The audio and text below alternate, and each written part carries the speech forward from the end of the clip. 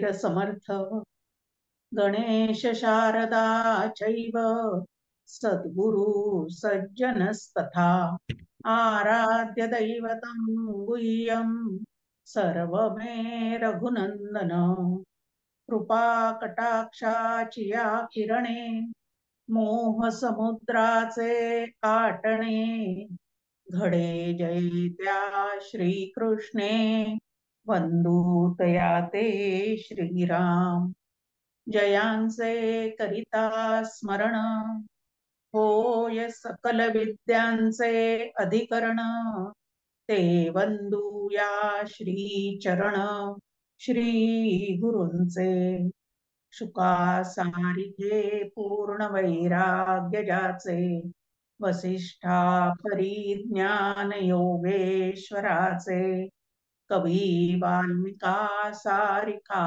मान्य ऐसा नमस्कार माझा सद्गुरु रामदासा जय जय रघुवीर समर्थ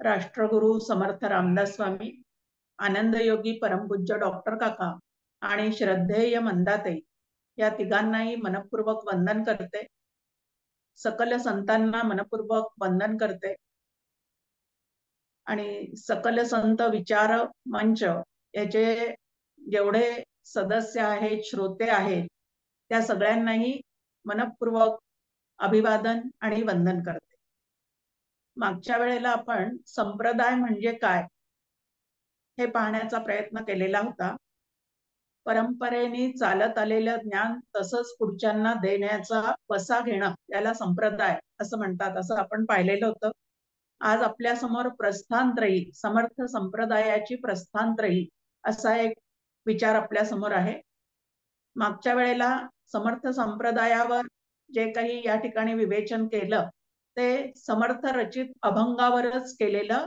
आहे समर्थांचे त्या संदर्भामध्ये जे अभंग मला मिळाले त्या अभंगावरून तो विषय मांडण्याचा प्रयत्न केलेला होता आता प्रस्थानत्रयी म्हणजे काय ह्याच्याकडे वळूयात आपण तर जीव ब्रह्म ऐक्य साक्षात्कारासाठी सच्चिदानंद पदवी घेण्यासाठी जो अभ्यासक्रम नेमलेला आहे त्याला प्रस्थानत्रयी असं म्हणतात असं एक सोप्या भाषेत आपल्या समोर एक या ठिकाणी आपल्याला मांडणी करता येईल ब्रह्मात्मैक्य साक्षात्कारम प्रस्थीयते अनेन इति प्रस्थानम किंवा उपदेशोपाय हा ब्रह्मात्मैक्य साक्षात्कारार्थ ज्या साधनांचा अवलंब उपयोग केला जातो त्या साधनास प्रस्थान असे म्हणतात अशी त्याची व्याख्या या ठिकाणी आपल्याला संस्कृत श्लोकाच्या माध्यमातून मिळते पण सोप्या भाषेत जर आपल्याला समजून घ्यायचंय तर अनेक संसारात आलेल्या सर्व जीवांना भवरोगाच्या माध्यमातून अनेक सुखदुःख जे आहेत ते सातत्याने समोर येतात प्रत्येक जीवाचा प्रयत्न सुखी होण्यासाठी सुखरूप होण्यासाठीच चाललेला असतो पण तरी सुद्धा दुःखाचे तडाखे जे आहेत ते त्याला बसतच असतात पण दुःख मात्र त्याला अजिबात नको असतं तर अजिबात दुःख नको असं वाटणारे जे साधक आहेत त्यांच्यासाठी अखंड आनंद हे तुझं स्वरूप आहे हे आपल्या शास्त्र ग्रंथांनी संतांनी सद्गुरूंनी आपल्याला समजून सांगितलेलं असतं आणि हे जर सगळं दुःख अंतःकरणातलं बाजूला करून अखंड आनंदाचा अनुभव आपल्याला घ्यायचा असेल तर त्याच्यासाठी काही उपाय आहेत का त्याच्यासाठी काही योजना आपल्या संस्कृतीमध्ये केलेली आहे का शास्त्र ग्रंथामध्ये केलेली आहे का तर त्याचं उत्तर आहे होय वेदांत शास्त्रामध्ये आपल्या समोर 3 उपाय सुखरूप होण्यासाठी ठेवलेले आहेत एक कर्म दुसरं उपासना उपासनेमध्येच भक्तीचा समावेश आहे आणि तिसरं जे आहे ते शास्त्रशुद्ध ज्ञान म्हणजे स्वरूपाचं ज्ञान या 3 गोष्टी जर आपण मनापासून करत गेलो तर नक्कीच सकल कारणासह दुःख निवृत्ती होऊन परमानंदाची प्राप्ती तुम्हाला आम्हाला नक्कीच होऊ शकते मग आता ही प्राप्ती करून घ्यायची असेल तर त्याच्यासाठी उपाय काय योजना काय हा पुढचा प्रश्न आपल्या समोर येतो तर वस्तुसिद्धीर विचारेण न कश्चित कर्म कोटी भी, असं आद्य शंकराचार्यांचं आपल्या समोर सांगणं आहे की कितीही कर्म केले तरी सुद्धा ब्रह्मरूप होण्यासाठी मात्र विचारांचीच आवश्यकता असते. आता मग असं सांगितल्यानंतर कर्म करायचे नाहीत का? तर असं पण नाही. आत्मज्ञान करून घेण्यासाठी चित्ताची शुद्धी आणि शांती या दोन गोष्टी ज्या आहेत त्या पूर्वतयारी म्हणून आपल्याला सांगितलेल्या आहेत. आता शास्त्रशुद्ध विहित किंवा संत विहित कर्म जर आपण निष्काम भावनेने करत गेलो तर चित्ताची शुद्धी होते. वेद विहित संत विहित उपासना निष्काम भावनेने आपण करत गेलो तर चित्ताची शांती होते. आणि ह्या दोन गोष्टीची पूर्वतयारी व्यवस्थित झाल्यानंतर वेदांत शास्त्राचा अभ्यास मनापासून करणाऱ्याचा चित्ताचा चैतन्यात लय होतो. म्हणजे त्याला स्वस्वरूपाची ओळख होते, स्वस्वरूपाची ओळख पटते आणि भवसागरामध्ये गमावलेल्या आपल्या आनंद स्वरूपाचा त्याला शोध लागतो आणि अखंड आनंदाने जगण्याची व्यवस्था म्हणजे देहात असतानाच, जगात वावरत असतानाच अत्यंत आनंदाने जीवनमुक्तीचा अनुभव घेत घेत उर्वरित आयुष्य जे आहे ते त्याला छान पद्धतीने या ठिकाणी घालवता येतं. तुकाराम महाराज त्याला म्हणतात की आता दिस चार खेळी मेळी, की सगळं जे करायचं आहे ते करून झालेलं आहे आणि आता उर्वरित आयुष्य जे काय आता शिल्लक आहे त्यामध्ये फक्त आनंद आनंद आणि खेळीमेळीने ते जीवन आता जगायचं आहे. खरोखरीच हे खेळीमेळीने जीवन जगायचं असेल तर ज्या अविचाराने आपल्या जीवनाचा खेळखंडोबा झालेला आहे ते अविचार जे आहेत ते चित्तातून आपण दूर करायला पाहिजे. मग आता ह्याच्यावर उपाय काय आहे? तर प्रस्थानत्रयीचा अभ्यास करणे. आता मुख्य प्रस्थानत्रयी कुठली आहे? तर आपल्या समोर आहे की उपनिषदे, ब्रह्मसूत्र आणि भगवद्गीता ही मुख्य प्रस्थानत्रयी आपल्या समोर ठेवलेली आहे. उपनिषदामध्ये आपलं स्वरूप काय आहे याचं त्या ठिकाणी वर्णन केलेलं असतं. याचं संपूर्ण शब्दज्ञान जे आहे ते आपल्याला उपनिषदाच्या माध्यमातून होतं.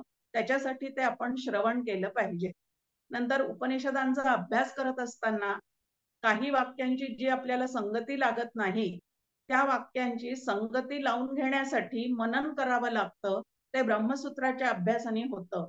आणि ज्या आत्मतत्वाविषयी आपण श्रवण केलेलं आहे, ज्या आत्मतत्वाविषयी मनामध्ये अखंड विचार घोळवत आहोत, त्या आत्मतत्वाचा मला कधी अनुभव येईल अशी जी तळमळ लागते, ते निधिध्यास लागतो. तो निधिध्यासन आपलं पूर्ण होण्यासाठी आपल्याला भगवद्गीतेचा अभ्यास सांगितलेला आहे. जेवढे आपले महाराष्ट्रीय संत आहेत, ज्यांनी ज्यांनी अद्वैत प्रचूर ग्रंथ लिहिलेले आहेत, त्या सगळ्यांनी ह्या प्रस्थानत्रयीचा जो आहे तो अभ्यास केलेला आहे आणि तोही शंकर भाष्यासह. ज्ञानेश्वर माऊलींचं आपल्या समोर मांडणी आहे की भाष्यकारा ते वाट पुसतू, की भाष्यकार म्हणजे आद्य शंकराचार्य आणि त्यांच्या ग्रंथांचा अभ्यास करून भगवद्गीतेचा जो अर्थ लावलेला आहे तो ज्ञानेश्वरीमध्ये आपल्या समोर उपलब्ध आहे. समर्थ सुद्धा आपल्या समोर सांगतात की त्यांनी कुठल्या कुठल्या ग्रंथांचा अभ्यास केलेला आहे हे सांगताना नाना ग्रंथांच्या संमती, उपनिषदे, वेदांत श्रुती आणि मुख्य आत्मप्रचिती शास्त्रे सहित.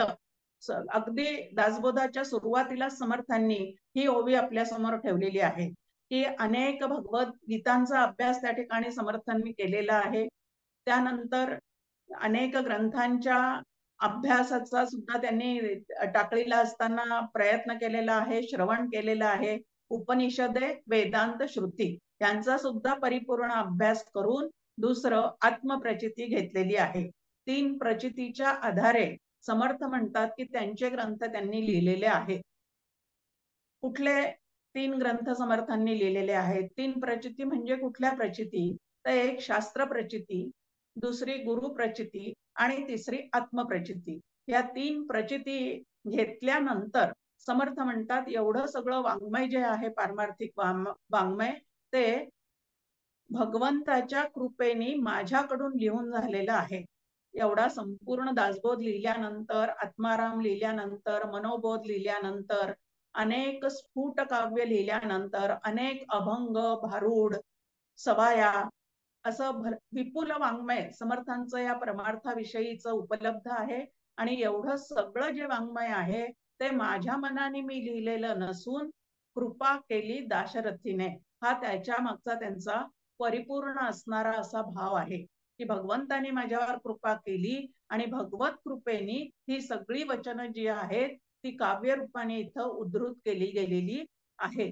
मग आता शास्त्र प्रचिती, गुरु प्रचिती आणि आत्मप्रचिती या तिन्ही प्रचिती ज्यांनी घेतलेल्या आहेत त्यांच्या त्या वाङ्मयावर 100% श्रद्धा ठेवून आपण सुद्धा त्यांनी सांगितल्याप्रमाणे साधना जर मनापासून केली तर निर्गुण परब्रह्म जे समर्थांच्या अंगी बांधलेलं होतं तेच परब्रह्म आपल्या अंगी बाणायला सुद्धा हरकत नाही. आणि अखंड आनंदाची आपली व्यवस्था जी आहे ती त्याच्यामध्येच ठेवलेली आहे. आता समर्थ एक वैशिष्ट्य आपल्या समोर आहे की समर्थांनी त्यांच्या हयातीतच अनेक शिष्यांना अनुग्रह देण्याचा अधिकार आणि हे कार्य पुढे चालवण्याचा अधिकार दिलेला होता. आता त्या समर्थांच्या शिष्यांचे शिष्य सुद्धा समर्थांना नंतर भेटलेले आहेत. एवढं मोठं व्यापक कार्य त्यांनी या ठिकाणी करून ठेवलेलं आहे. 1100 मठ त्यांची उभारणी त्यांनी केलेली आहे. त्यानंतर बलोपासना, ज्ञान साधना, भक्ती मार्ग या सगळ्या गोष्टी आपल्यासाठी त्यांनी काय केलेल्या आहेत तर या ठिकाणी प्रशस्त करून ठेवलेल्या आहेत. आणि म्हणून या समर्थ संप्रदायाची जी प्रस्थानत्रयी आहे त्याच्याकडे आता आपण वळण्याचा प्रयत्न करू. 3 ग्रंथ जे समर्थांचे मुख्य आहेत, एक दासबोध आहे, श्रीमद दासबोध, दुसरा आपल्या समोर आहे मनाचे श्लोक आणि तिसरा ग्रंथ जो आपल्या समोर आहे तो आत्माराम. या 3 ग्रंथांना समर्थ संप्रदायाची प्रस्थानत्रयी असं म्हटलं जातं. आता दासबोधामध्ये आत्मा कसा आहे, कुठे आहे, त्याला जाणायचं कसं, या पद्धतीच्या सगळ्या ज्या काही प्रक्रिया आहेत किंवा विचार आहेत ते दासबोधामध्ये आपल्या समोर मांडून ठेवलेले आहे. म्हणून दासबोध या ग्रंथाचं यथार्थ श्रवण करावं. पहिलीच भक्ती आपल्या समोर श्रवण भक्ती दिलेली आहे. हा जो मोठा दासबोध आहे त्यामध्ये 200 समास, 20 दशक आणि 7751 ओव्या आपल्या समोर आहेत. अजून एक समर्थांचा दासबोध ज्याला जुना दासबोध असं म्हणतात असा 21 समासांचा असणारा एक दासबोध आहे. आता या 2 दासबोधामध्ये काय फरक आहे तर जुना दासबोध ज्याला म्हणतात तो समर्थांनी आधी लिहिलेला आहे आणि तो जो दासबोध आहे तो पूर्णपणे समर्थांचा अध्यात्म प्रचूर असणारा तो ग्रंथ आहे. त्यामध्ये इतर विषय त्या ठिकाणी समर्थांनी घातलेले नाही. तर पूर्णपणे अध्यात्माविषयी आणि रामाच्या प्राप्तीविषयी जे जे काही तुम्हाला आम्हाला करावं लागणार आहे ते ते त्या दासबोधामध्ये स्वानुभवासह समर्थांनी लिहिलेला आहे. आणि हा जो जुना दासबोध आहे तो समर्थांच्या परंपरेत असणारे आपल्याला माहितीये की गोंदवलेकर महाराज, रामानंद महाराज, प्रल्हाद महाराज. तर प्रल्हाद महाराजांच्या वाचनामध्ये हा जुना दासबोध जो आहे तो नेहमीसाठी असायचा असं त्यांच्या चरित्रातल्या माहितीवरून आपल्याला लक्षात येतं. तर जुना दासबोधामध्ये 21च समास आहेत. पण हा जो मोठा दासबोध आहे ज्याचं सध्या आपण सगळीकडे पारायण वगैरे करतो किंवा अभ्यास सुद्धा त्याचाच जास्तीत जास्त करतो तो जो आहे तो मात्र समर्थांनी केव्हा लिहिलेला आहे, कुठे लिहिलेला आहे तर शिवथर घळीमध्ये समर्थांनी तो दासबोध सांगितलेला आहे आणि कल्याण स्वामींनी तो लिहिलेला आहे. आणि त्यांची तपश्चर्या झाल्यानंतर त्यांनी जे 12 वर्ष तीर्थाटन केलेलं आहे त्या तीर्थाटनामध्ये देशाची स्थिती, समाजाची स्थिती, लोकांचं चुकीचं होत चाललेलं जे काय आहे ते वागणं, ह्या सगळ्या गोष्टी समर्थांच्या निदर्शनास आल्यानंतर स्वतःची जी मूळची अध्यात्माची आवड आहे त्या अध्यात्माच्या आवडीसोबतच काही सुराज्य होण्यासाठी या लोकांना व्यवस्थित वळण लावण्यासाठी काही समाजकारण, राजकारण, चातुर्य लक्षण हे सुद्धा सांगितले गेले पाहिजेत आणि लोकांना त्या पद्धतीने तयार केलं पाहिजे, समाजाला त्यासाठी तयार केलं पाहिजे. कारण परकीयांचं आक्रमण आणि त्यामध्ये आपल्या धर्माचं होत असलेली हानी हे त्यांना प्रत्यक्ष त्या ठिकाणी दिसत होतं. आणि म्हणून आता नुसताच परमार्थ न सांगता आधी प्रपंच सुद्धा व्यक्तिगत असेल, सामाजिक असेल किंवा राष्ट्रीय असेल, पण हा प्रपंच सुद्धा व्यवस्थित करण्याच्या सगळ्या खाणाखुणा, युक्ती हे या समाजाला पटवून दिलं पाहिजे. हे लक्षात आल्यावर समर्थांनी अनेक समास नंतर त्या ठिकाणी लिहिलेले आहेत आणि ते या मोठ्या दासबोधामध्ये तुमच्या आमच्या समोर उपलब्ध आहेत. आता ह्या दासबोधामध्ये समर्थांनी कसं सांगितलेलं आहे, तर जो जे वांछील तो ते लाहो. ज्याला परमार्थ सिद्धीला न्यायचं आहे त्यांनीही या दासबोध ग्रंथाचा अभ्यास करावा. ज्याला व्यक्तिगत प्रपंच सुंदर करायचा आहे त्यांनीही दासबोधाचा अभ्यास करावा. ज्याला समाजकारण करायचं आहे त्यांनीही दासबोधाचा अभ्यास करावा. आणि सुराज्य होण्यासाठी ज्याला राजकारण काही करायचं आहे त्यांनी सुद्धा या दासबोध ग्रंथाचा अभ्यास करावा. त्यानंतर व्यवस्थापनाचे अनेक सुंदर सूत्र सुद्धा या दासबोध ग्रंथामध्ये समर्थांनी ठेवलेले आहेत, ते सुद्धा आपण अभ्यासले पाहिजेत. या दासबोध ग्रंथाची सुरुवात करतानाच नेहमीचा जो शिरस्ता असतो की कुठल्याही ग्रंथाची सुरुवात करत असताना सुरुवातीला मंगल करण्याचा निर्देश असतो. एक आपल्या समोर आहे की नमस्क्रिया रूप मंगल, दुसरं आशीर्वादात्मक मंगल आणि तिसरं जे आहे ते वस्तू निर्देश रूप मंगल, असं 3 मंगल करण्याची पद्धत असते. पण समर्थांनी मात्र सुरुवातीलाच काय केलेलं आहे, तर ग्रंथारंभ लक्षण या समासामध्ये श्रोते पुस्ती कोण ग्रंथ, काय बोलिले जी येथ, श्रवण केली याने प्राप्त काय आहे, असं सुरुवातीलाच त्या ठिकाणी श्रोत्यांची मनोकामना ओळखून सुरुवातीलाच ह्या ग्रंथाच्या अभ्यासाने काय फळ मिळणार आहे ते या ठिकाणी सांगून ठेवलेलं आहे. त्यानंतर या ग्रंथाचं लिखाण करण्यापूर्वी कुठला कुठला अभ्यास त्यांनी केलेला आहे त्याचीही यादी दिलेली आहे. आणि या ग्रंथाच्या यथार्थ श्रवणाने चित्तातले पारमार्थिक सर्व संशय दूर होतील असं एक मोठं फळ या ठिकाणी समर्थांनी दिलेलं सांगितलेलं आहे. निंदकतेची वंदू लागती भक्ती मार्गासी, आळसीतेची साक्षेपी होती, अशा पद्धतीचे. नंतर देहबुद्धीचे नाना धोके, जेवढे काही देहबुद्धी आपली स्थिर झालेली असल्यामुळे जेवढे दुःख आपल्या वाटेला आजपर्यंत या भवरोगाच्या माध्यमातून येतात त्या सर्व दुःखातून सोडवणूक करणं हे सुद्धा यथार्थ श्रवण जर या दासबोधाचं झालं तर हेही फळ आपल्याला मिळू शकतं.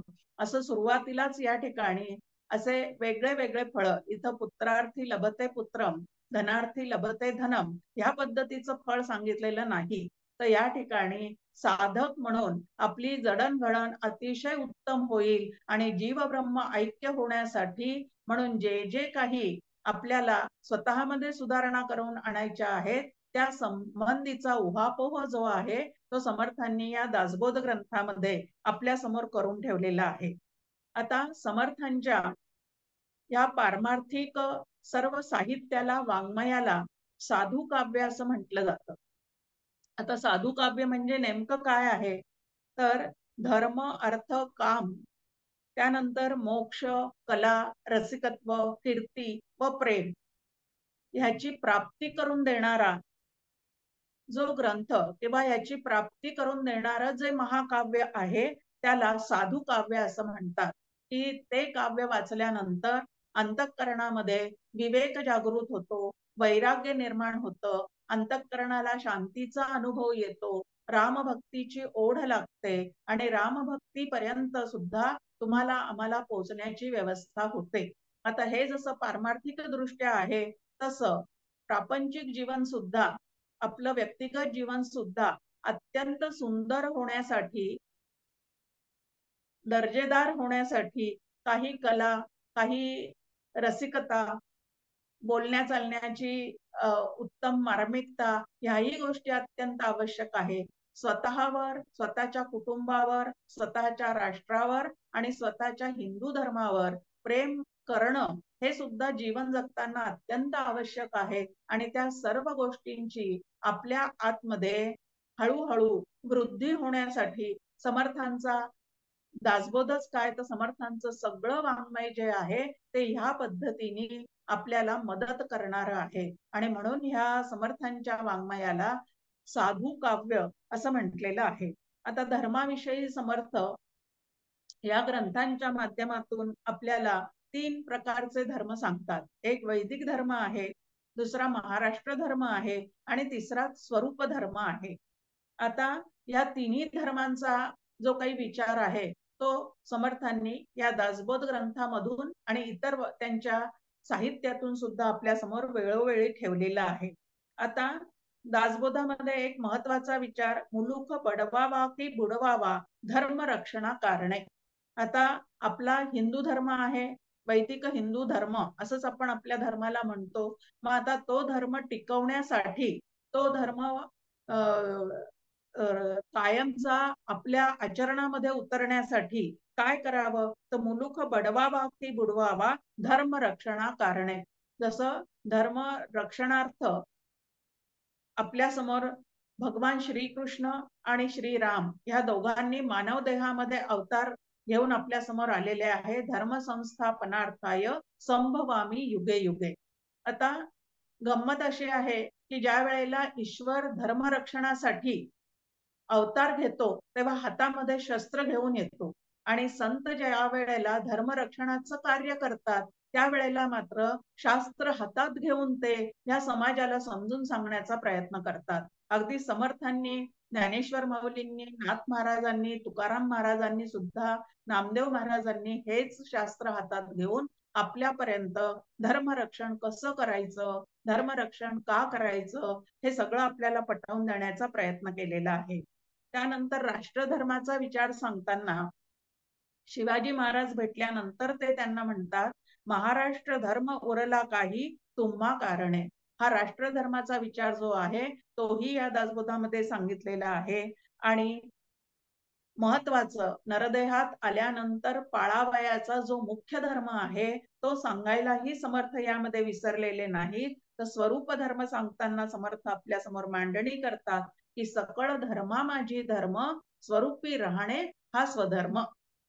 की सगळ्या धर्मामध्ये श्रेष्ठ धर्म कुठला आहे तर स्वस्वरूपाची ओळख करून घेणे आणि स्वस्वरूपाची ओळख करून घेतल्यानंतर करी रूप स्वरूप सर्वा जीवांचे हा मोठा धर्म जो आहे तो समर्थांनी आपल्या समोर दासबोध मनोबोध यांच्या माध्यमातून ठेवलेला आहे. त्यानंतर अर्थ, धर्म, अर्थ, काम आणि मोक्ष हे 4 पुरुषार्थ आपल्या समोर आपल्या धर्माने ठेवलेले आहेत. आणि पुरुषार्थ शब्दाचा अर्थ आहे पौरुष प्रयत्नाने प्राप्त करून घेणे. प्रयत्नाने प्राप्त करून घेणे ह्याला पुरुषार्थ म्हटलेला आहे. तर हे भिक्षार्थ नाहीये म्हणजे भिक्षा मागायला जायचं आणि हे आपल्या पदरात पडेल असं ते नाहीये. तर हे मनुष्याने काय करायचं तर स्वप्रयत्नाने कमवायचे आहे. मग आता अर्थ म्हणजे मिळवण्याची गोष्ट. काय काय मिळवण्यासारखं आहे या जीवनामध्ये. अर्थ म्हणलं की आपल्या डोळ्यासमोर येतो तो म्हणजे पैसा, तो म्हणजे लक्ष्मी. पण इथं अर्थ म्हणजे कुठल्या कुठल्या गोष्टी आपण कमावण्यासारख्या आहेत तर त्याच्यामध्ये आपल्या समोर आहे शरीर संपदा आहे, गुणसंपदा आहे, धनसंपदा आहे आणि ज्ञान संपदा आहे. या चारीच्या चारी गोष्टी प्रयत्नपूर्वक तुम्ही आम्ही कमवायच्या असतात. धकाधकीचा मामला कैसा घडे अशक्ताला असं दासबोधामध्ये समर्थ आपल्याला प्रश्न विचारतात की शारीरिक दृष्ट्या, मानसिक दृष्ट्या जर तुम्ही अशक्त असाल तर ह्या जीवनामध्ये दर्जेदार जीवन कसं जगणार आहोत आपण. म्हणून सर्व तऱ्हेने संपन्न होण्याचा प्रयत्न करणे हे अर्थ या संकल्पनेमध्ये समर्थांनी दासबोधामध्ये आपल्या समोर मांडून ठेवलेला आहे. आता त्यामध्ये समर्थांनी अर्थ या शब्दाचा कौटिल्यांनी जो अर्थ केलेला आहे तो समर्थांनी या ठिकाणी स्वीकारलेला आहे असं जाणकार आपल्याला सांगतात. त्यामध्ये चातुर्य आहे, राजकारण आहे, शासन आहे, संघटन आहे, व्यवस्थापन आहे, व्यवहारातील सावधपणा आहे, त्यानंतर प्रापंचिक वैभव आहे, बहुश्रुतपणा, कर्तबगारी, सतत प्रयत्न या सर्वांना मानवी जीवनात असलेले मूल्य समर्थांनी सुद्धा या ठिकाणी मान्य केलेले आहे. आणि समर्थांचा दैववादापेक्षा सुद्धा यत्नवादावर फार फार मोठा भर त्यांनी दिलेला आहे. यत्न शिकवण नावाचा एक समासच दासबोधामध्ये आपल्या समोर आलेला आहे. सर्व समाज जो आहे इथं फक्त व्यक्तिगत उन्नती व्हावी असा कुठल्याही संतांचा उद्देश नसतो, तर आपल्या सोबत आपल्या आजूबाजूला असणाऱ्या समाजाला सुद्धा या सर्व गोष्टी आपणास जे जे ठावे ते ते इतरांशी शिकवावे. ह्या पद्धतीने इतरांना सुद्धा बरोबर घेऊन घेऊन आपण पुढे जायला शिकलं पाहिजे. तर सर्व समाज सुद्धा वैभव संपन्न, बल संपन्न आणि ज्ञान संपन्न व्हावा, अशीच या ठिकाणी सर्व संतांची आग्रहाची आपल्या समोर काय आहे तर त्यांच्या त्यांच्या ग्रंथातून मांडणी केलेली आहे. समर्थांचं समग्र वाङ्मयाचा जर आपण अभ्यास केला तर दीन, दुबळे, आर्त, पराभूत, आशाळभूत, दरिद्री, गुलामगिरी लाचार झालेले, खचलेले, निराश जीवन जगणारे असे लोक समर्थांना मान्यच नाही. घालून अकलेचा पवाड व्हावे ब्रह्मांडाहुनी जाड असं समर्थांनी आपल्याला सांगितलेलं आहे. बुद्धीवर अतिशय त्यांनी भर दिलेला आहे. बुद्धीने सर्वही होते बुद्धिदाता नारायणू, आधी तो आपुला कीजे लक्ष्मी चरणी बसे. असा एक छान श्लोक समर्थांचा आपल्या समोर आहे की बुद्धीने भगवंताने माणसाला बुद्धी इतर प्राण्यांपेक्षा जास्त दिलेली आहे आणि त्या बुद्धीचा व्यवस्थित उपयोग करून त्या बुद्धीला व्यवस्थित वळण लावून त्या बुद्धीला शुद्ध आणि स्वच्छ विचार करण्याची सवय लावून आपण आपलं जीवनही संपन्न करावं आणि कुटुंबाचं, समाजाचं, राष्ट्राचं जीवन सुद्धा संपन्न करावं, हे अर्थ या पुरुषार्थामध्ये समर्थांनी आपल्या समोर मांडणी करून ठेवलेली आहे. त्यानंतर तिसरा पुरुषार्थ जो सांगितलेला आहे तो काम हा पुरुषार्थ सांगितलेला आहे. आता मानवी जीवनाचा सहज स्थायी भाव असलेला हा एक पुरुषार्थ आहे. आपल्या मनात येणाऱ्या ज्या ज्या काही इच्छा आहेत त्या प्रयत्नपूर्वक पूर्ण करणे हे कामजीवनामध्ये आपल्या समोर ठेवलेलं आहे. पण ह्याला सुद्धा मूल्य आणि मर्यादा आहे आणि प्रारब्धाचं ह्याला सुद्धा एक काय आहे तर प्रारब्धाचं एक कुंपण ह्याच्या भोवती सुद्धा आहे. हे जीवन जगताना हे आपण लक्षात ह्याच्यासाठी प्रयत्न करताना हे आपण लक्षात ठेवले पाहिजे. आणि काम हे विषय भोगण्यासाठीच फक्त या कामाचा उपयोग करायचा नसतो, तर भगवंताची प्राप्ती व्हावी असा काम, अशी इच्छा जर आपण मनामध्ये ठेवून काही कार्य केलं तर ती इच्छा पूर्ण करण्याचं सामर्थ्य सुद्धा तुमच्या आमच्या जवळ नक्कीच आहे. आणि म्हणून सत्य संकल्प करा असं आपल्याला सातत्याने समर्थ सांगत आहे की कामजीवन जे आहे ते सुद्धा व्यवस्थित त्याची पूर्तता करताना न्याय, नीती आणि धर्माने ते बंदिस्त असलं पाहिजे, हे मात्र आपण लक्षात घेतलं पाहिजे. एक उदाहरण समर्थ एका ओवीत मूर्ख लक्षणामध्ये आपल्या समोर देतात. घरी असोनी सुंदरी, जो सदाचा परद्वारी, बहुतांचे उच्चिष्ट अंगीकारी, तो एक मूर्ख. याला मूर्ख लक्षण असं म्हटलेलं आहे समर्थांनी की परस्त्री, परधन आणि परनिंदा या तीन गोष्टीकडे ज्याचा काम वळलेला आहे तर कसं आहे तर समर्थांनी त्याला मूर्ख असं म्हटलेलं आहे.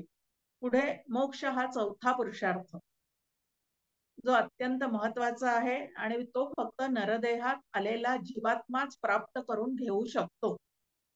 या नरदेहाचे संबंधे बहुत पावले उत्तम पदे, अहंता सांडुनिया स्वानंदे सुखी झाले, असं या नरदेहाचं वर्णन समर्थ आपल्या समोर करतात. तर असा हा जो मोक्ष आहे हा समर्थ वाङ्मयाचा आत्मा आहे.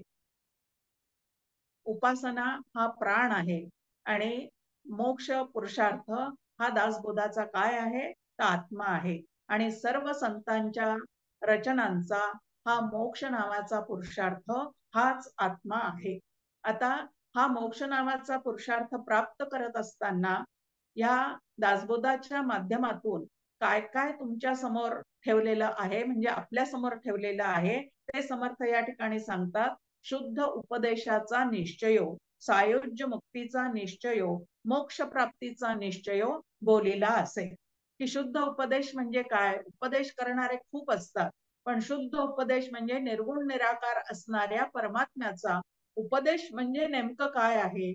सोहम आत्मा तूची जाण, असं समर्थांनी आपल्या समोर एका समासामध्ये ठेवलेलं आहे की तू सोहम आत्मा आहेस, अजन्मा तूच आहेस आणि त्याचा शोध आपण घेतला पाहिजे. म्हणून सायुज्य मुक्ती आणि ह्या आत्म्याचा शोध लागल्यावर त्याच्याशी अंतःकरण वृत्ती पूर्णपणे एकरूप झाल्यानंतर तुम्हाला आम्हाला सायुज्य मुक्ती लागते.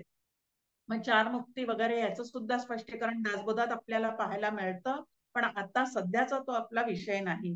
तर मोक्ष प्राप्ती म्हणजे नेमकं काय याचं निश्चयात्मक वर्णन, शास्त्रशुद्ध वर्णन समर्थ म्हणतात दासबोधामध्ये आलेलं आहे.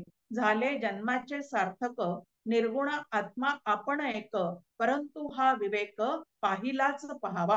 की जन्माचं सार्थक कशामध्ये आहे? तर निर्गुण निराकार असणारा परमात्मा हेच माझं मूळचं स्वरूप आहे, हे जाणण्यासाठी जो विवेक करावा लागतो, तो विवेक सुद्धा या दासबोध ग्रंथाच्या माध्यमातून आपल्या समोर समर्थांनी उलगडत नेलेला आहे. 20 दशक दासबोध, श्रवणद्वारे घेता शोध, मनन करत्यास विशद, परमार्थ होतो.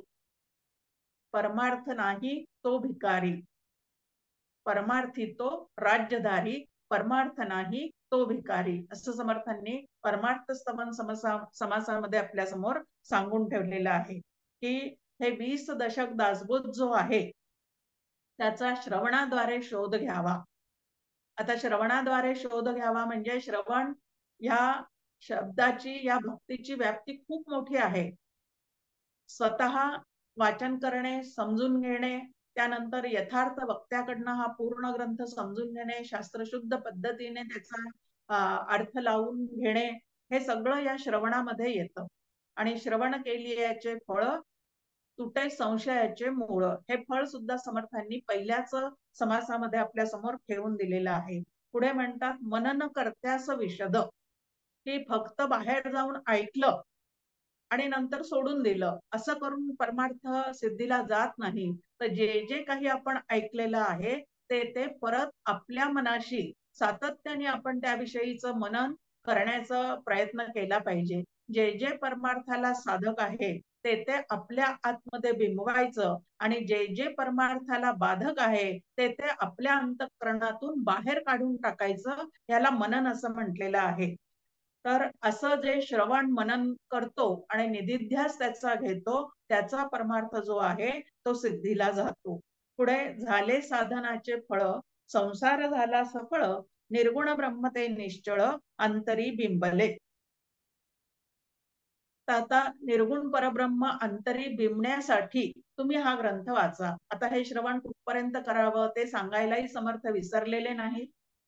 थांबा थांबा, ऐका ऐका, आधीच ग्रंथ सोडू नका, हेही त्यांनी सांगितलेलं आहे.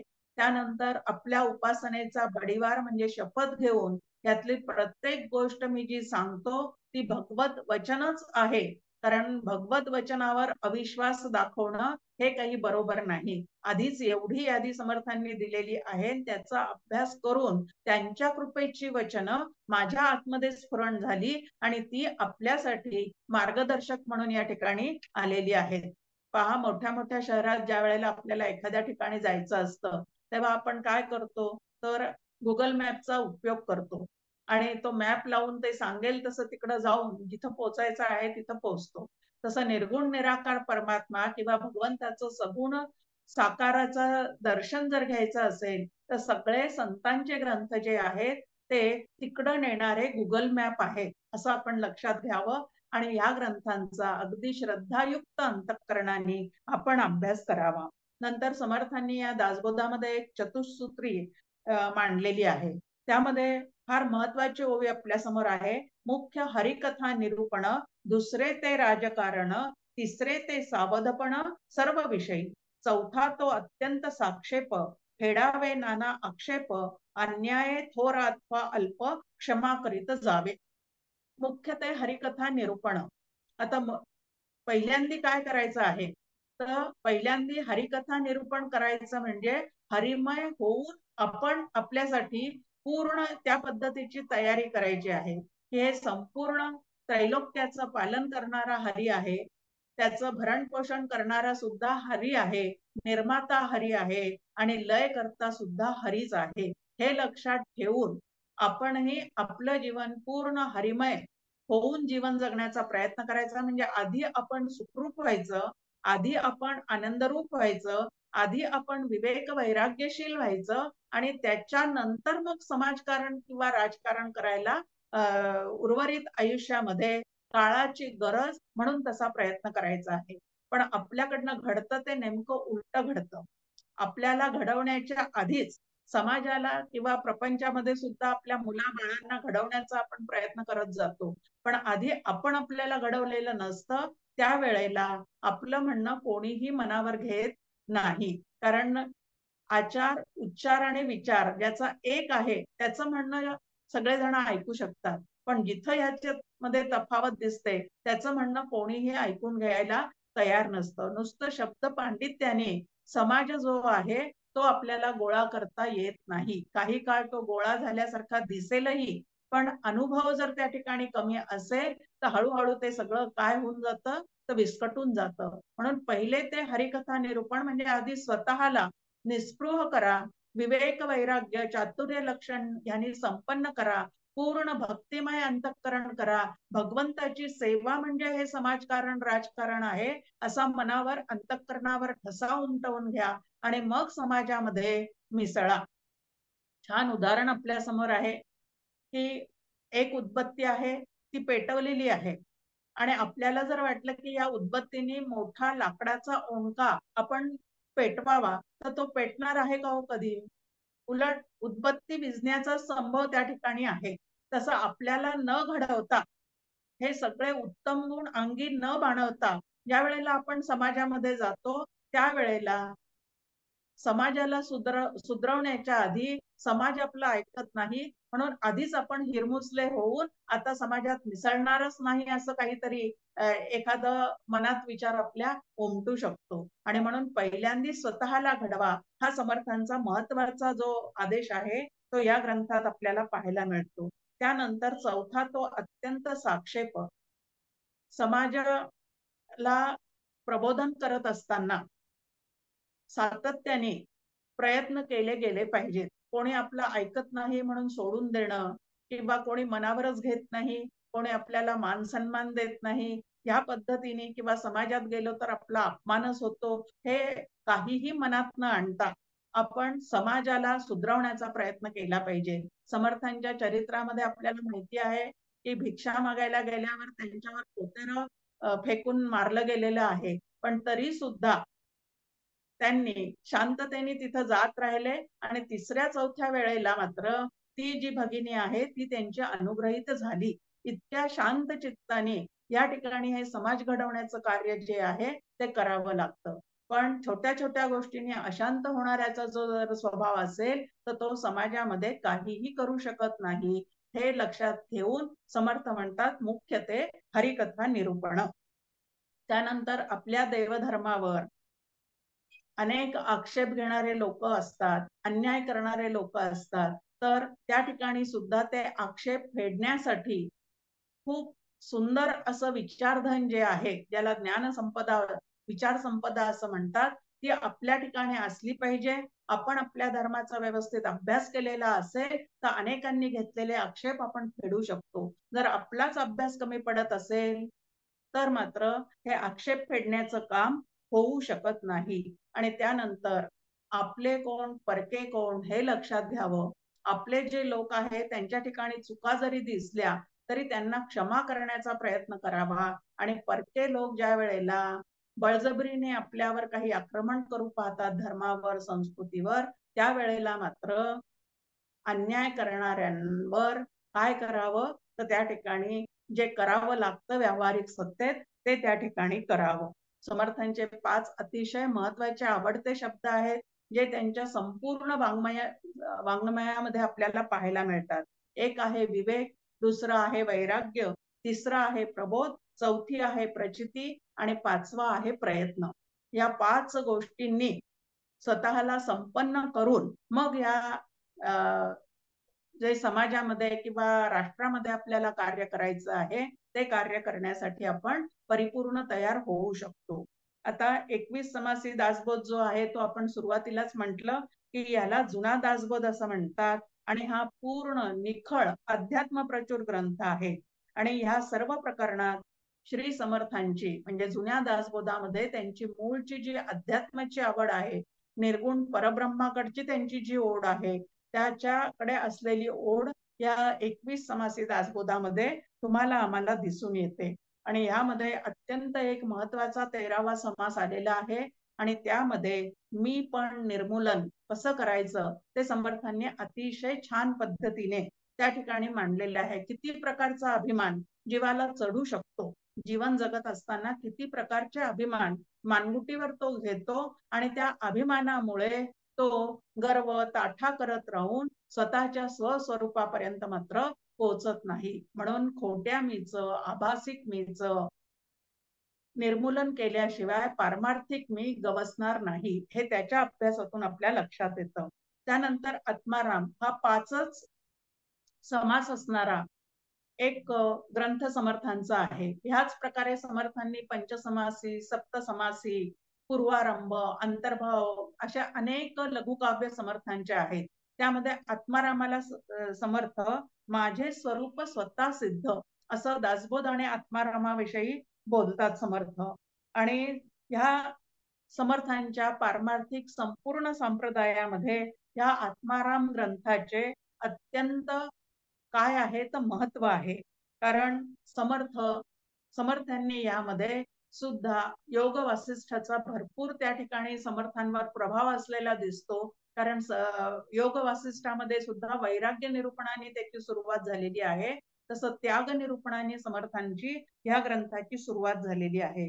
त्याग निरूपण, माया निरूपण, ब्रह्म निरूपण, साधन निरूपण आणि स्वानुभव निरूपण असे 5 समास या ठिकाणी या आत्माराम ग्रंथामध्ये समर्थांनी मांडलेले आहेत.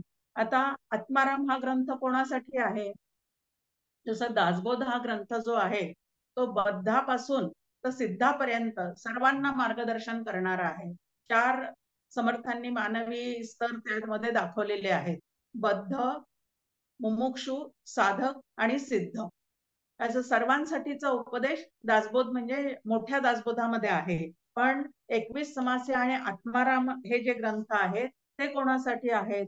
तर ज्ञानाधिकारी साधकांसाठी आहेत. ज्यांना निधिध्यास लागलेला आहे, आत्मस्वरूपाची प्राप्ती करून घेण्याचा ज्यांचा निश्चय झालेला आहे, अशा ज्ञानाधिकारी लोकांसाठी हा ग्रंथ आहे. आणि समर्थांच्या सर्वच वाङ्मयामध्ये गुरु शिष्यांचा संवाद आहे. तसा आत्माराम मध्ये जो संवाद समर्थांनी रंगवलेला आहे गुरु शिष्यांचा, त्यामध्ये गुरु शिष्यांचं लढिवाळ नातं जे आहे ते त्या ठिकाणी उलगडत गेलेलं आपल्याला दिसतं. त्यानंतर मार्मिक आणि खटकेबाज संवाद जे आहेत ते सुद्धा त्या ग्रंथामध्ये आपल्या समोर आलेले आहेत. काही ठिकाणी जरा गूढ आणि संदिग्ध रचना जरी वाटत असली तरी शास्त्राचा अभ्यास ज्यांनी केलेला आहे त्यांच्याकडून जर त्या गोष्टी समजून घेतल्या तर अतिशय सुंदर असा हा आत्माराम ग्रंथ समर्थांचा आपल्या समोर आहे. आणि हा ग्रंथ का लिहिला हे सांगताना समर्थ आत्मारामामध्ये एक सांगतात आपल्याला की जुन्या दासबोधामध्ये मी पण निर्मूलन समास ऐकल्यावर सुद्धा तुझ्या वृत्तीमध्ये मात्र काहीही फरक पडलेला दिसत नाही. म्हणजे तुझा मीपणा जो आहे तो काहीही गेलेला दिसत नाही आणि म्हणून मला तुला हा ग्रंथ सांगावा लागतोय. दासबोधीचे समासी निर्मूळ केले मीपणासी तया निरूपणे ही वृत्तीसी पालट दिसेना. आणि त्या तुझ्या वृत्तीत काही पालट दिसेना आणि म्हणून परत तुला वेगळ्या पद्धतीने आता हा आत्माराम ग्रंथ समजून सांगत आहे. आता खर तर सगळे ग्रंथामध्ये गुरु शिष्यांचा संवाद जरी असला तरी सुद्धा समर्थांचा हा एकपात्री प्रयोग आहे. स्वतः शिष्य होतात, स्वतःच गुरु होतात. काही त्यांनी देशाटन करत असताना अनेक शिष्यांनी त्यांना किंवा साधकांनी विचारलेले प्रश्न ह्याचे उत्तर तर दासबोधामध्ये मिळतातच, पण अजूनही काही प्रकारच्या शंका साधकांच्या मनात येऊ शकतात. त्या शंका स्वतः समर्थ उपस्थित करतात आणि त्याचे उत्तर या त्यांच्या वाङ्मयामध्ये ते तुम्हाला आम्हाला देत राहतात. आता हा ग्रंथ लिहिताना नेमकं अंतःकरणाची स्थिती कशी होती ते सांगताना समर्थांची एक अतिशय सुंदर ओवी आपल्या समोर आहे. स्वामी कृपेचा लोट आला, मज सरोवरी सामावला, पूर्ण झालिया उचंबळला, अनुभव उद्गार. आता हा संपूर्ण ग्रंथ म्हणजे अनुभव उद्गार आहेत. आणि हे अनुभव उद्गार केव्हा आलेले आहेत, तर माझ्या श्री गुरूंनी दिलेली साधना मी मनापासून करत गेलो आणि ती साधना करता करता त्यांनी जे ध्येय माझ्या समोर दाखवलेलं होतं त्या ध्येयापर्यंत पोहोचलो, पूर्ण एकाकार झालो. आणि म्हणून त्या स्वामी कृपेचा लोट आला, की माझ्या भगवंताने माझ्यावर कृपा केली, माझ्या श्री गुरूंनी माझ्यावर कृपा केली. आणि ती कृपा माझ्या अंतःकरणामध्ये काय झालेली आहे, सामावलेली तर आहेच आहे, पण उचंबळून येते आहे, की हाच लाभ जो आहे तो इतर मागून येणाऱ्या साधकांना सुद्धा व्हावा, अशी एक तळमळ, अशी एक संतांच्या ठिकाणी असणारा जो कळवळा आहे की इतरांना सुद्धा स्वरूपाचं ज्ञान व्हावा, तोच कळवळा आत्माराम ग्रंथ लिहिताना समर्थांच्या मनामध्ये नक्कीच या ठिकाणी काय झालेला आहे, तो उचंबळून आलेला आहे. तसा एक सुंदर आत्माराम नावाचा ग्रंथही आपल्या समोर आहे. त्यानंतर मनाचे श्लोक. आता दासबोध जो आहे तो शिवथर घळीत लिहिला असं म्हटलं जातं, तसं मनाच्या श्लोकाची रचना जी आहे ती चाफळच्या ठिकाणी झाली असं म्हटलं जातं. आणि कथा आपल्याला सगळ्यांना ती माहिती आहे की एक दिवस रामनवमीचा उत्सव आलेला असताना शिवरायाकडून जे काही त्या ठिकाणी शिधा यायचा तो आलेला नव्हता, पोचलेला नव्हता उत्सवासाठी. मग आता काय करायचं आहे, तो उत्सव हा फक्त राजाचा नसून प्रजेचा सुद्धा असतो, म्हणून प्रजेचा सहभाग त्यामध्ये घ्यायला अजिबात हरकत नाही असं समर्थांच्या लक्षात आलं. पण हा सहभाग घेताना आधी काहीतरी त्यांना सद्विचार दिला गेला पाहिजे आणि मग त्यांच्याकडनं भिक्षा रूपात काहीतरी जे मिळेल त्याच्यातून हा उत्सव जो आहे तो आपल्याला साजरा करता येईल, हे लक्षात समर्थांच्या आलं. आणि परत त्यांच्यावर भगवंताची कृपा त्यांच्यावर झाली आणि आपल्यावर पण झाली. आणि म्हणून मनोबोधासारखा अगदी एक छोटा, ज्याला पॉकेट बुक म्हणता येईल, असं एक छोटा ग्रंथ समर्थांनी आपल्यासाठी या ठिकाणी उपलब्ध करून दिलेला आहे. आणि ते चाफळला 205 मनाचे श्लोक त्या ठिकाणी एका रात्रीत ती निर्मिती झालेली आहे. आणि मग आपल्या सर्व शिष्यांना त्यांनी हा श्लोक म्हणत म्हणत या ठिकाणी भिक्षा फेरी काढायची आहे. आणि जी भिक्षा मिळेल त्या भिक्षेतून नंतर हा रामनवमीचा उत्सव करायचा आहे. नंतर शिवरायाची परत त्याला जोड मिळालेली आहे, त्यांच्या नेहमीच्या शिरस्त्राप्रमाणे तो शिधा आलेला आहे, तो भाग वेगळा. पण अशी ही सुंदर मनोबोधाची रचना जी आहे ती आपल्यावर कृपा करण्यासाठी त्या ठिकाणी भगवंतांनी जणू काही त्यांच्याकडनं करून घेतलेली आहे. मन म्हटलं की ते कोणाला नाहीये हो, बाल असो, तरुण असो, वृद्ध असो, श्रीमंत असो, गरीब असो, भारत देशातला असो नाहीतर इतर देशातला असो, स्त्री असो, पुरुष असो, मन नाही असा एकही जीवात्मा नाही. इतकं ते व्यापक असणारं तत्व आहे. आणि त्या मनाच्या आधाराने तुम्ही आम्ही सगळं जीवन जगत असतो.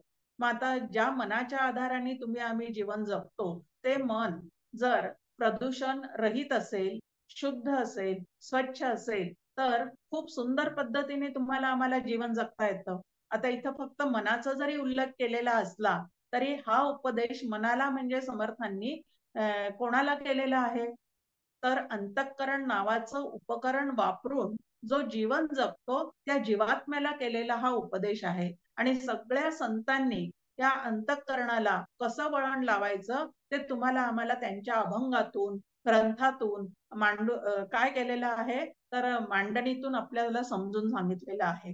आता हे मन जे आहे ते मन तुमच्या आमच्या ठिकाणी किती तऱ्हेचा अनुभव देऊ शकतं, तर सामर्थ्याचा अनुभव देणारं सुद्धा मनच आहे. दुबळेपणाचा अनुभव देणारा सुद्धा मनच आहे. मोठेपणाचा, व्यापकाचा अनुभव देणारं मनच आहे. तसं क्षुद्रत्वाचा विचार मनात प्रगट करणारं सुद्धा मनच आहे. निर्भयतेचा अनुभव सुद्धा मनच आपल्याला देतं. तर भयग्रस्तता ही सुद्धा मनाला व्यापून राहिलेली असते, हे आपल्या लक्षात येतं. त्यागी वृत्ती सर्व गोष्टीचा त्याग केला पाहिजे असा मनातच संकल्प निर्माण होतो आणि लोभी वृत्ती सुद्धा या मनाच्या माध्यमातूनच आपल्या समोर येत राहते. त्यानंतर आपल्यापेक्षा परोपकार करण्यामध्ये आपण जीवन व्यतीत केलं पाहिजे, दुसऱ्यांना सतत मदत केली पाहिजे असा परार्थ परोपकारी वृत्ती सुद्धा मनाच्या माध्यमातूनच आपल्याला समोर येते. तर स्वार्थी वृत्ती सुद्धा या मनाच्या आधारानेच आपल्याला अधूनमधून काय उलट सातत्याने तीच जास्त वरचढ होत राहते. त्यानंतर प्रेमाचा, अगदी निष्काम प्रेमाचा, निकोप प्रेमाचा अनुभव देणारं सुद्धा हे मनच आहे आणि द्वेष करणारं सुद्धा मनच आहे. त्यानंतर क्षमा करणारं म्हणजे आपल्या अंगी सामर्थ्य असूनही दुसऱ्याला आपण काय करतोय हे कळत नसल्यामुळे तो वेडावाकडा वागतो. हे लक्षात ठेवून ज्या वेळेला क्षमा केली जाते त्यावेळेला ती खरी क्षमा आहे. खूप छान उदाहरण आपल्या समोर आहे की सुंदर गुलाबाचं फूल खाली पडलेलं दिसलं आणि तरी सुद्धा मनामध्ये चुकीचं दुष्ट काहीतरी विचार मनात आला आणि ते फुलं जर आपण पायाने चुरगळलं तर ते चुरगळलेलं फूल सुद्धा तुम्हाला आम्हाला काय करतं, तर सुवासाचाच आनंद देतं. त्या पद्धतीने हे जे मन आहे ते क्षमा करणारं मन ह्या पद्धतीने असतं की चुरगळलं लोकांनी बोलून तरी सुद्धा क्षमाशीलता सत्वगुण जर वर असेल तरच अंगी ती तुमच्या आमच्या राहते आणि रजोगुण तमोगुण जर जास्त असतील तर त्या ठिकाणी क्षमा न राहता द्वेष सूड इत्यादी ज्या भावना आहेत त्या ठिकाणी वरचढ होत राहतात. मग असं दोन्ही पद्धतीचा अनुभव देणारं जे मन आहे त्या मनाचा तुमच्या आमच्या शरीरावर सुद्धा आत चाललेल्या विचारांचा प्रभाव तुमच्या आमच्या शरीरावर पडतो आणि शरीर सुद्धा आपलं काय होऊन जातं, तर बिघडून जातं. आता पहा, मनामध्ये वेडेवाकडे विचार येत असतील तर शरीराला म्हणजे हातापायाला कंप सुटतो, घशाला कोरड पडते, हे आपल्याला सगळ्यांना अनुभवाला आहे. तसं वेडेवाकड्या विचारांनी सतत मन जर काहीतरी नको त्या पद्धतीने विचार करत असेल तर आपल्याला झोप येत नाही. त्यानंतर बीपी वाढतं, शुगर वाढते. हे सगळं मन आणि शरीर हे इतकं एकमेकांच्या स्थूल आणि सूक्ष्म शरीर जवळ आहे की एकमेकांचा एकमेकावर परिणाम होत राहतो.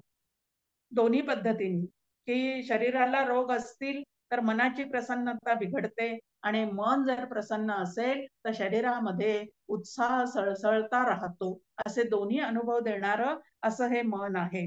निर्धारपूर्वक पुढे जाणारं सुद्धा मन आहे आणि छोट्या छोट्या कारणाने खचणारं सुद्धा म्हणजे नवीन भाषेत बोलायचं झालं तर डिप्रेशन मध्ये नेणारं सुद्धा हे मनच आहे.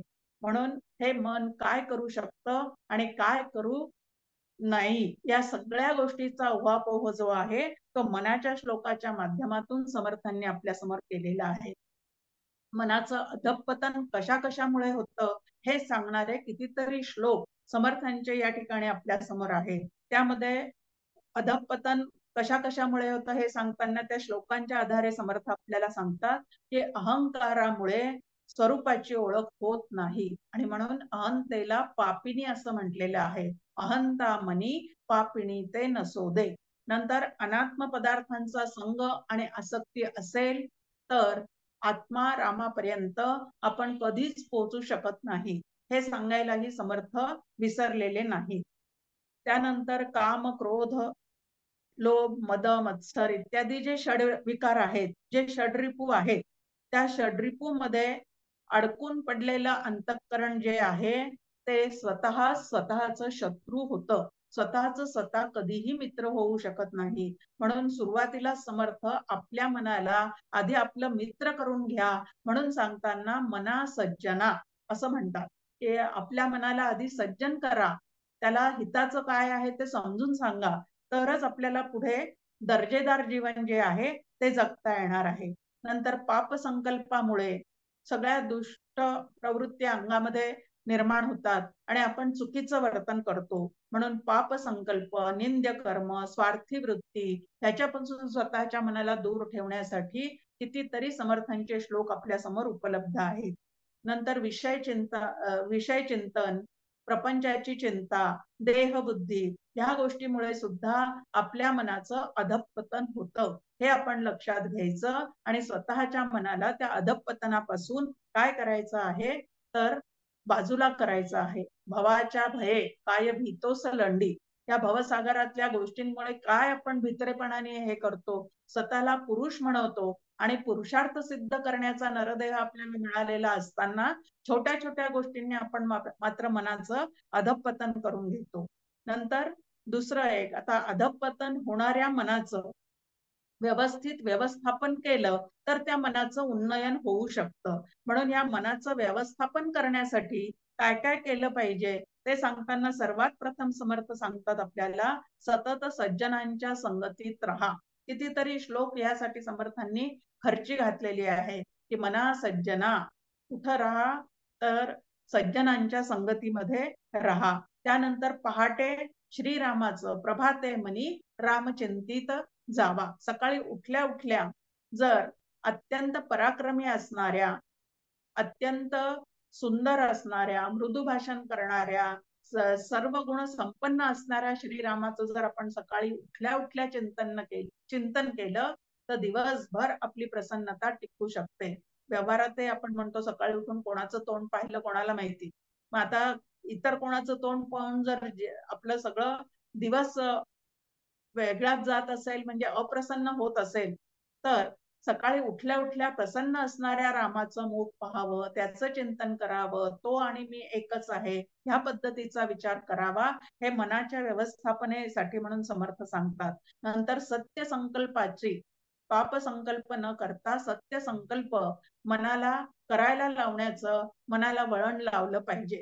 कारण जसे संकल्प उठतात त्याप्रमाणे नंतर इंद्रिय आपले धावत असतात. म्हणून संकल्पाचं सुद्धा शुद्धीकरण आपण केलं पाहिजे आणि ते कसं करायचं ते मनाच्या श्लोकामधून आपल्याला सांगितलेलं आहे. या मनाला इकडं तिकडं भटकू न देता राघवामध्ये स्थिर करण्याचा प्रयत्न करावा. बहु हिंडता सौख्य होणार नाही. म्हणून एका आराध्य दैवताच्या ठिकाणी आपलं मन ठेवण्याचा प्रयत्न करावा. त्यानंतर कष्ट, त्याग, वैराग्य, धैर्य, तितिक्षा, विवेक, विचार यांचा सुद्धा सतत अभ्यास मनाने करायला शिकावं. तर ते मन अत्यंत खंबीर मजबूत होतं आणि ज्याचं मन मजबूत आहे, खंबीर आहे, तो छोट्या छोट्या प्रसंगाला न घाबरता उलट मन थारावर असेल तर योग्य पद्धतीने कुठल्याही गोष्टीचा निर्णय आपल्याला करता येतो आणि निर्णय व्यवस्थित घेता आले तर पुढचं आयुष्य सुद्धा व्यवस्थित होतं. पहिलीच गणिताची रीत जर चुकली तर नंतर शेवटपर्यंत उत्तर काही आपल्याला व्यवस्थित काढता येत नाही. म्हणून रीतच व्यवस्थित असेल तर मात्र उत्तर व्यवस्थित येतं. त्याप्रमाणे मनाला जर योग्य वळण लावलं तर आपलं जीवन दर्जेदार होऊ शकतं. आता मनाचं उन्नयन करण्यासाठी काय करावं तर साधकांची लक्षणे, योग्यांची लक्षणे, भक्तांची लक्षणे त्याच्या संदर्भात समर्थांनी कितीतरी श्लोक दिलेले आहेत. त्या श्लोकांचा अभ्यास करावा आणि ह्यांची जी लक्षणे आहेत ती आपल्यासाठी साधने आहेत हे या ठिकाणी आपण लक्षात घ्यायला पाहिजे. त्यानंतर भक्ती मार्गावरून सतत चालण्याचा प्रयत्न. गमू पंथ आनंद या राघवाचा असं पहिल्या श्लोकात सांगितलं आणि मना सज्जना भक्ती पंथेची जावय असं सुद्धा सातत्याने आपल्या समोर मांडणी केलेली आहे. त्यानंतर मोक्ष लाभ ही मानवी जीवनाची परिपूर्ण अशी काय आहे तर अवस्था आहे. व्यक्तिमत्वाचा परिपूर्ण विकास ज्याला जीवनमुक्तीचा अनुभव आलेला आहे त्याच्या ठिकाणी पूर्ण झालेला असतो.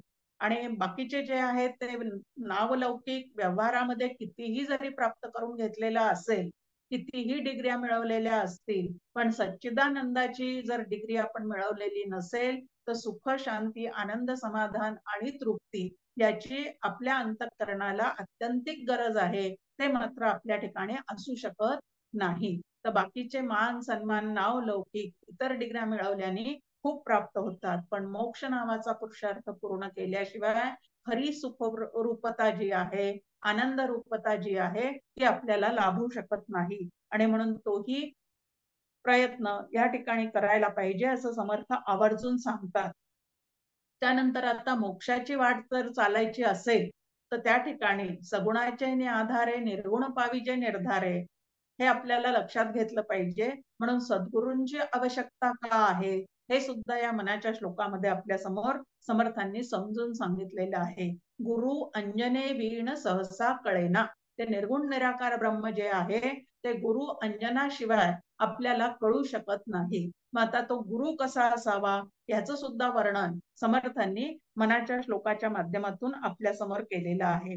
त्यानंतर सद्गुरु शास्त्र आणि संत वचनावर विश्वास म्हणजे परिपूर्ण श्रद्धा असल्याशिवाय परमार्थामध्ये आपल्याला पुढे जाता येत नाही. आणि म्हणून त्यावर श्रद्धा म्हणजे बुद्धीचा व्यवस्थित निश्चय आपला त्या पद्धतीने झालेला असला पाहिजे की जे काही समर्थ मला सांगतायत, संत मला सांगतायत ते माझ्या हिताचं आहे, ते माझ्या कल्याणाचं आहे. मला काय वाटतं हा भाग वेगळा आणि माझं काय कल्याणाचं आहे हे वेगळं. तर माझ्या कल्याणाचं जे आहे ते संत मला सांगतात हा विचार आतमध्ये सुस्थिर असेल तर या संत वाङ्मयाकडे पाहण्याची एक वेगळी भावदृष्टी, विवेकदृष्टी तुमच्या आमच्या मनामध्ये जागृत होऊ शकते.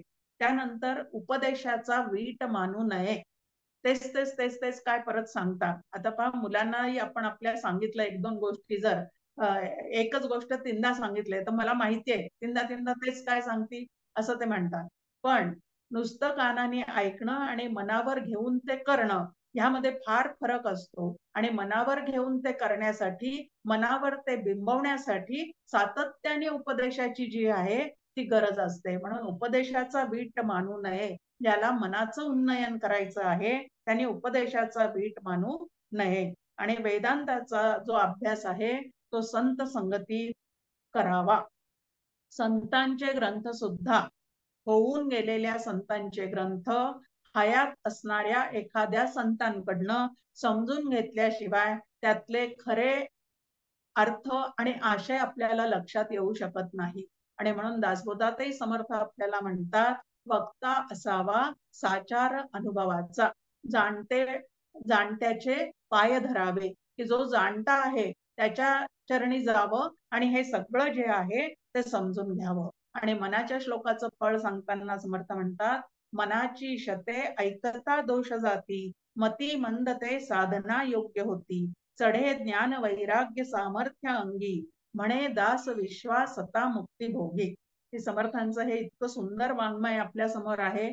आणि समर्थांचं वर्णन करतानाचा श्लोक आपण नेहमी म्हणतो की शुकासारखं वैराग्य ज्यांना प्राप्त झालेलं आहे, वशिष्ठांसारखे जे योगेश्वर आहे म्हणजे कर्मयोग, भक्तियोग, ज्ञानयोग, हठयोग ह्याचं परिपूर्ण मार्गदर्शन करण्याची क्षमता ज्यांच्याजवळ आहे असे ते योगेश्वर आहेत. आणि त्यानंतर वाल्मिकी सारखं कवित्व की जिथं धर्म अर्थ काम आणि मोक्ष या चारीही गोष्टी तुम्हाला आम्हाला व्यवस्थित समजून ज्या ठिकाणी सांगितलेल्या आहेत असं हे समर्थांचं प्रस्थानत्रयी असणारं वाङ्मय. याचा मनापासून अभ्यास केला तर भक्तिचैन योगे देव निश्चय पावती मानव, ऐसा आहे अभिप्राव ये ग्रंथी. सगळ्या ग्रंथांचा अभिप्राय समर्थांचा हाच आहे. ह्यात सांगितलेली भक्ती मनापासून जर तुम्ही कराल तर तुम्हाला सुद्धा माझ्यासारखा राम आणि रामी दोघंही भेटू शकतात असं समर्थांचं आपल्याला सांगणं आहे.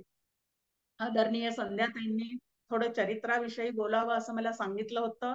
पण आत्ताच रघुवीर चित्रपट प्रदर्शित झालेला आहे. त्यातून चरित्र दर्शन जे आहे ते सगळ्यांना घडू शकतं. पण ह्याच्यावर म्हणजे प्रस्थानत्रयीवर समर्थांच्या भर दिला पाहिजे असं मला वाटलं. म्हणून त्याचा फारसा उल्लेख या ठिकाणी मी केला नाही. पण समर्थांचे कल्याण स्वामी त्यानंतर भगवान श्रीधर स्वामी यांना सुद्धा समर्थांनी देह ठेवल्यानंतर सुद्धा त्या ठिकाणी दर्शन दिलेलं आहे. म्हणजे समर्थ जे आहेत ते माझी काया आणि वाणी गेली म्हणाल अंतःकरणी, परिमी आहे जगत जीवनी निरंतर असं जे त्यांनी सांगून ठेवलेलं आहे ते आज तागायत सुद्धा तसंच सत्य आहे. समर्थांचे अनेक शिष्य आपल्याला माहिती आहे की दिनकर स्वामी आहेत, कल्याण स्वामी आहेत, उद्धव स्वामी आहेत, भीमस्वामी आहेत. यांनी जसं हे कार्य सतत पुढे नेण्याचा प्रयत्न केला तसंच समर्थांच्या वेणा स्वामी आणि अक्का स्वामी या दोघींनी सुद्धा मठ पती म्हणून सुद्धा कार्य केलेलं आहे. वेणा स्वामींना तर उभं राहून कीर्तन करण्याचा अधिकार समर्थांनी दिलेला होता. आणि त्या दोघींनी सुद्धा अत्यंत दर्जेदारपणाने जी जबाबदारी त्यांच्यावर सोपवली होती ती त्यांनी पार पाडलेली आहे. त्यानंतर भगवान श्रीधर स्वामी जे आहेत, त्यानंतर देव जे वकील ज्यांनी शिवथरघळ वगैरे शोधून काढलेली आहे, त्या सगळ्यांनी समर्थ सेवा मंडळ स्थापन केलेलं आहे. त्या सेवा मंडळाच्या माध्यमातून आज तागायत हे समर्थांचं कार्य जे आहे ते सातत्याने पुढे नेण्याचा प्रयत्न सगळेजण करत आहेत. तसंच बाबा केळकरांनी म्हणजे पत्रद्वारा दासबोध अभ्यास ह्याच्याद्वारे या दासबोध ग्रंथाचा समर्थ वाङ्मयाचा भरपूर प्रचार आणि प्रसार केलेला आहे. धर्माधिकारी जे आहेत ते सुद्धा त्यांच्या निरूपणासाठी दासबोध हा ग्रंथ सातत्याने घेत असतात. त्यामुळे समर्थांचं जे कार्य आहे ते समर्थ जाऊन 400-450 वर्ष जरी झाले तरी आज तागायत ते अव्याहत चालू आहे आणि असंच ते कायमचं चालू राहावं असं जे काय वसा आहे तो आपणही सगळ्यांनी घेऊयात. आणि या ठिकाणी वाणीला आता पूर्णविराम देते. जय जय रघुवीर समर्थ.